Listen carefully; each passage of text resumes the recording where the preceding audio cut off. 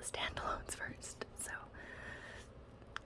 the first book that I have on this list is The Alice Network by Kate Quinn. I was thoroughly surprised by this book. I was not expecting to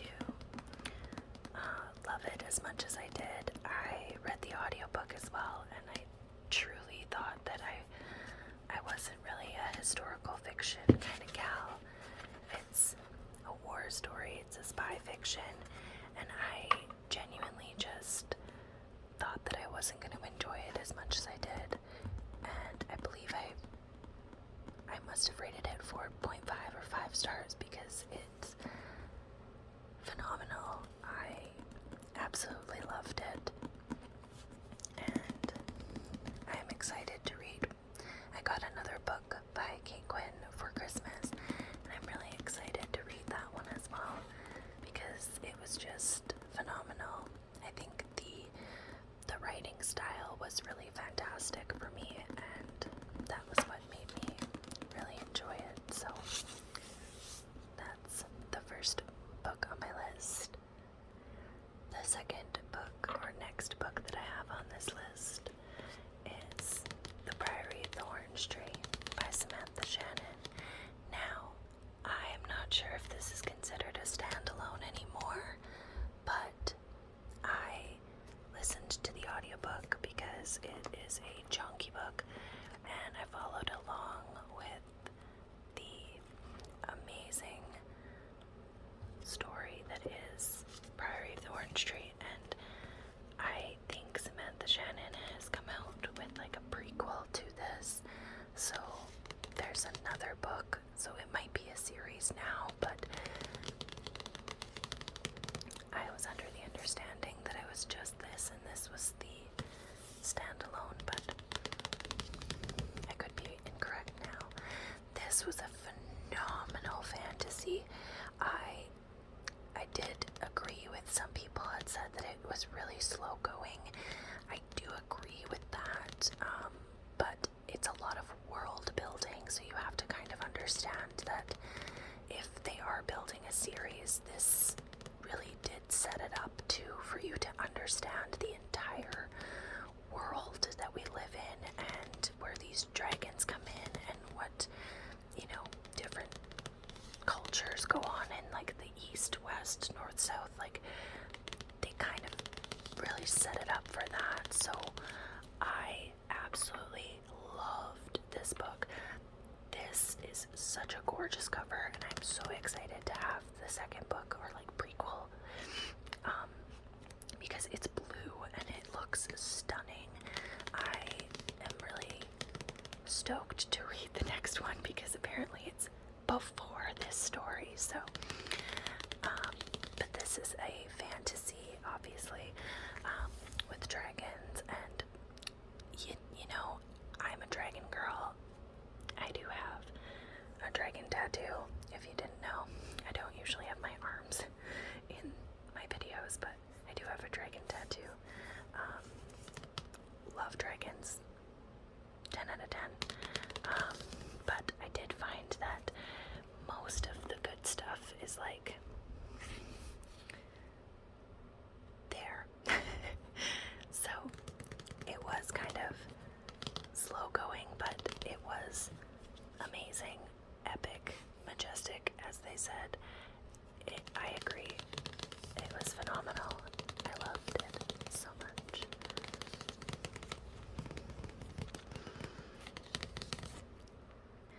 Next on my list, again in no particular order because this, I believe, was a 3.5 or 4-star review for me, but I love Rachel Griffin. I will still continue to, she's still an what do you call them? Like auto buy author. Like every single book she comes out with, I will be purchasing. I finally got The Nature of Witches, her first book, in the first edition cover from a secondhand seller, and I was amazed. It now matches the book cover on this one.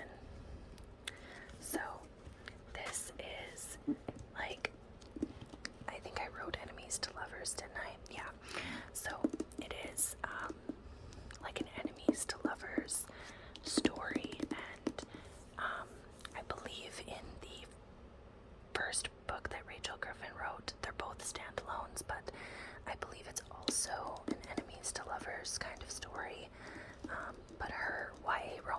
is phenomenal. I feel like I am like 17 again, or even younger, because like it just feels so cute and adorable and witchy, and I love every minute of Rachel Griffin's writing. Every single story just pulls me in and makes me feel like I am this character, like I am this person, and I just, yeah, it's phenomenal. Oh, there's the owl. If you know, you know, if you've read the book. But I absolutely loved this story. It was very much like, you know, our main character figuring some stuff out, and with a little bit of, you know, YA romance in there, but anything with a witch, I'm here for it. So fantastic. And even though this was probably like a 4-star read from me, I still, like I said, will continuously automatically pre-order every Rachel Griffin book in this lifetime, because they are all still such good stories. I just love them so much. Always pre-ordering the hardback, because it has underneath the dust jacket the most gorgeous cover art. Let me show you, actually, so that I don't miss out. This is the cover art on all of Rachel Griffin's books. If you pre-order them, I absolutely have to have these now. I'm glad that I got the Nature of Witches, her first book, also in the first edition cover recently, because I originally did not have it, because I had missed out on that. But I did get this one for her second book. So let's move on. I had to pick one Lisa Jewell book, because I read a couple of them last year and in 2021. And if I had to pick one that I would reread and love again, it would definitely be this one. I still have a lot of Lisa Jewell to read. She's got lots of books, and I absolutely loved every second of this book. I listened to the audiobook, and I very much plan to read the physical copy that I have, because it was phenomenal. It was everything you want in a mystery thriller.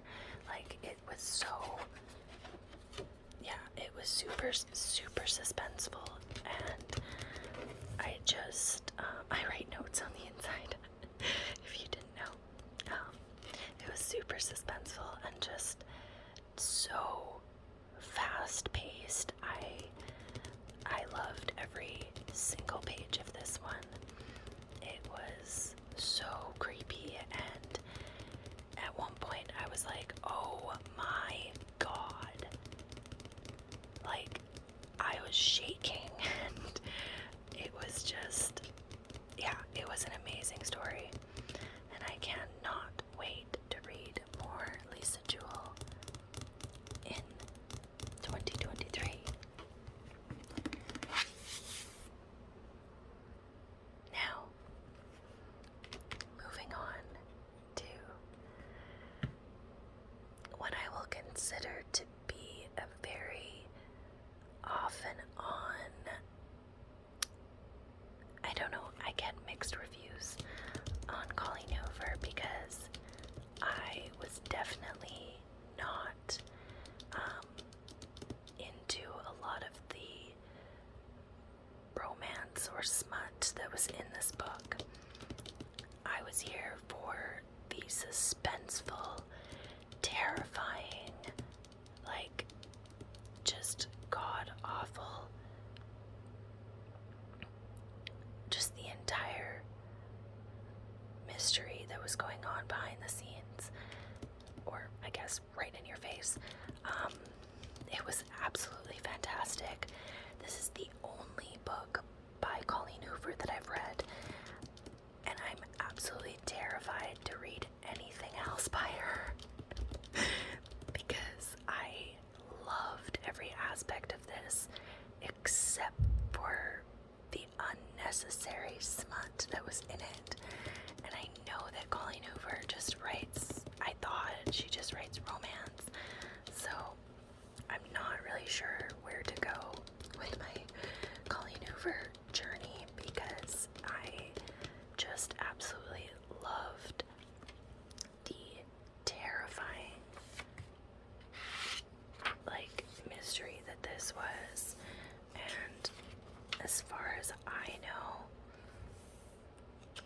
like, there's not much. I don't know where to go from here, like, because I've heard Ugly Love is okay. I kind of want to read November 9. There's a couple Colleen Hoover books that I'd like to try. But let me know if you've read any Colleen Hoover, and if you like this book or love this book the way that I do. Let me know if there is a similar book by Colleen Hoover that has this same, like, suspenseful kind of story. I would love to know. I'm slowly getting into romance. It's definitely not my favorite genre. I won't get too much into that because I have a whole video planned for it in February. But yeah, I'm gonna leave it there. This book was absolutely fantastic. I couldn't stop thinking about it. After I finished it, I went through about 2 weeks where I couldn't read anything else. I was definitely in what you call a book hangover moment, because it was too good. It was too good. All I could do was think about this one, and I did read the audiobook and the paperback, and then I ended up getting the collector's edition because of how much I absolutely love this book so much. The exclusive chapter changed everything for me. I was like, well, I thought I knew what was going on, and then I didn't, and now I really don't know what was going on. It's like my heart was being torn in several different directions.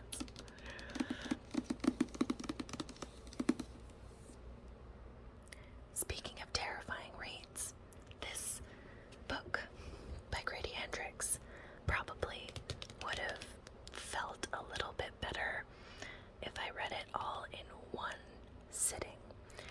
This story, Horror Store, is a parody about IKEA, essentially. It's like a haunted house overnight, one night kind of story, and stories that happen in one day. I feel like you have to read the book in one sitting. And that's just how I felt after I had read this one in, I think I read it in like 4 sittings. Like I read it and then waited a bit and read a little bit, waited a bit. But I feel like because, like, in here the pages have lots of, stuff going on, and there's not a lot on the page. There's lots of big margins. I feel like it would be really easy to read this in one sitting. I do plan on rereading it in October, over probably one night, one day. I'm very excited about that because I feel like it will just hit a little bit better.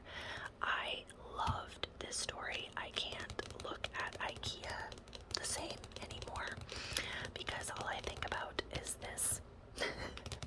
That's all I'm gonna say. It was fantastic. I gave it, I think, 3.5 stars. So it wasn't like a 5-star read for me, but it was still really, really good. I loved the story. I would definitely read it. Again, like I said, I will be rereading it in October just because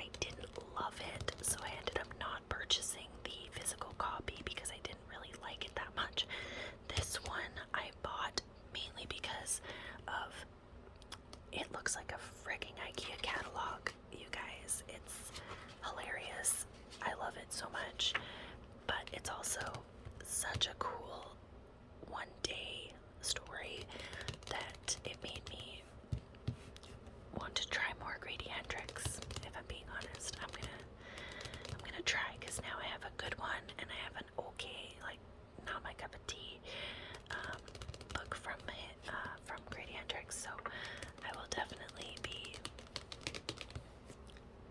trying some more from this author. But this one, physically in your hand, just, I love it so much. I would highly recommend reading this. It is kind of spooky. There's a few scenes where you're like, oh, that looks really terrifying, thanks.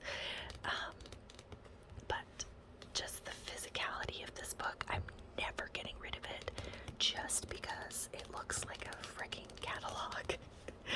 It's adorable.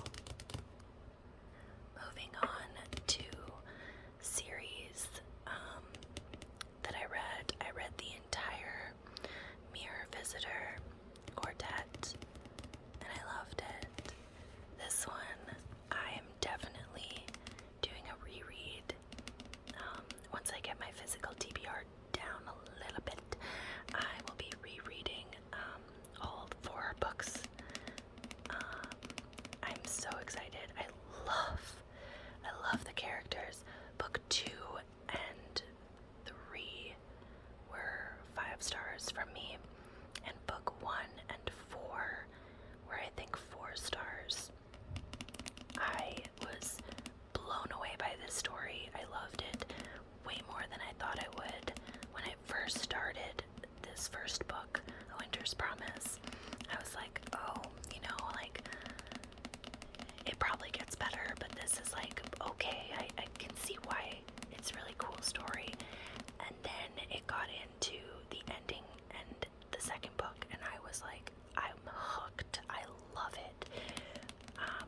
Book 2 is probably my favorite book in the entire series.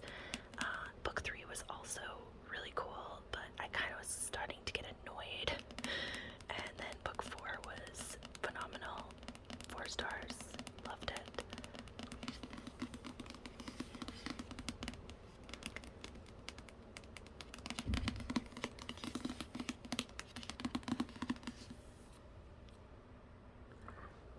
The next series that I read and absolutely loved in 2022 is the Farseer trilogy that starts with Assassin's Apprentice. Oh, sorry. Book 1 by Robin Hobb. And this trilogy, she starts you out real small right here with the teeny tiny book. Oh, it doesn't look intimidating at all. But once you get into book 2 and book 3, you have chunky books. And I loved every single layer of these books. Oh my gosh. This one is a lot of kind of building story around Fitz and kind of getting to know him. Book 2, I think, kind of went more deep into the area and kind of the story of why this area, like, why the realm is the way it is. And then book 3 just threw me right off. Oh my gosh. I am invested in reading the entire 16 book series. 16, yes, you heard me correctly. Robin Hobb. The entire Realm of the Elderlings series. Not in 1 year. That's really ambitious. That's terrifying. But I do plan on reading the next trilogy this year. This was, I keep hitting the tripod, sorry.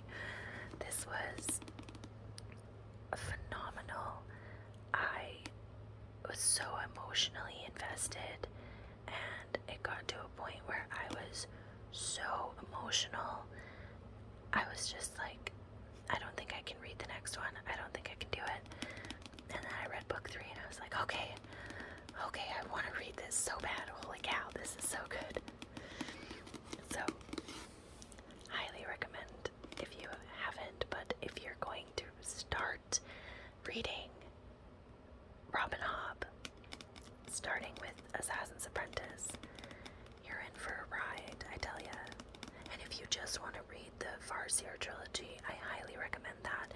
on its own, it's really, really cool, and just the entire story for Fitz was fantastic. But there is more to the story. If you read the Mad Ship, the next trilogy that's in the realm of the Elderlings, it kind of leads into where you get the next story for Fitz after that, and kind of moves along a little bit. So I'm really excited to continue my Robin Hobb journey in 2023.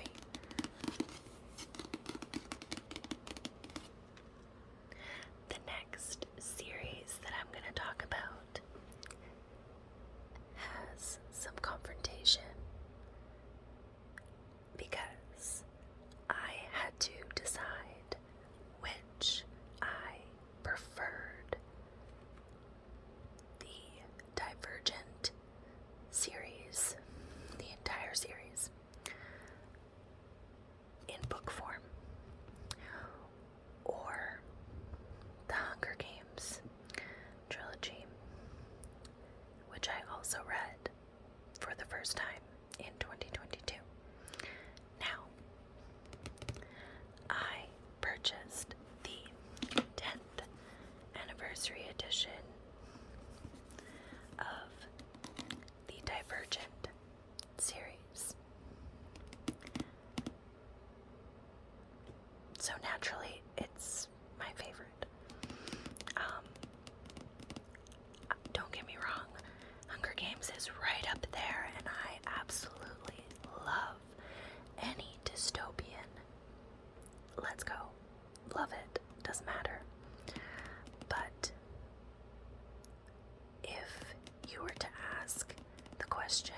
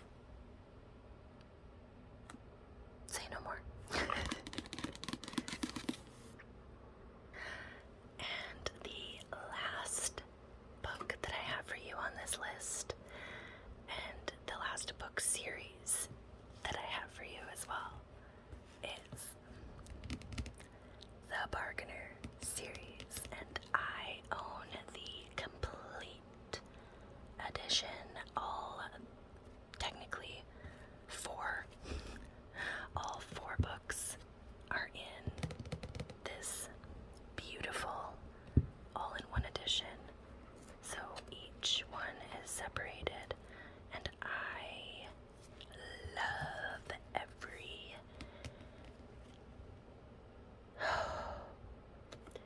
this book series, if you don't know, is basically about a siren and a fairy king, and the Fae King is hot as hell, like very attractive guy. Okay, and for this got me into romance. You guys, I was not a romance reader going into 2022, and I love like a little cute, I love a cute romance, like YA romance, like Rachel Griffin, or like this cute little romance going on in Divergent and in the Hunger Games. Oh my god, so cute. Oh my god, they kissed. But when I read Verity, I was uncomfortable. I read this before I read Verity and other romances that I tried last year in 2022. This was the first romance that I read that had smut, beautiful, glorious smut, and I loved it. I loved it so much. Now, going into 2023, I am hopeful that I'll have some more of these types of options, because I would like to read Laura Thalassa's Four Horsemen series. I've heard it's really good as well, so I am stoked to try that out. But I also would like the individual books for this series, not just the chunky all-in-one edition. Don't get me wrong, it's phenomenal by itself, but I think it would be really awesome to have all four. I think there's 4 books of the series, and then of course I would like the Four Horsemen series. But this one really got me into reading romance, and specifically fantasy romance. I am much more open to fantasy romance than any other romance at the moment, because I'm just getting into romance, and some of it is kind of a lot for me, and contemporary romance is boring as hell. So I need some plot, I need some other stuff going on. So definitely one of my favorite series of all time now, the Bargainer series.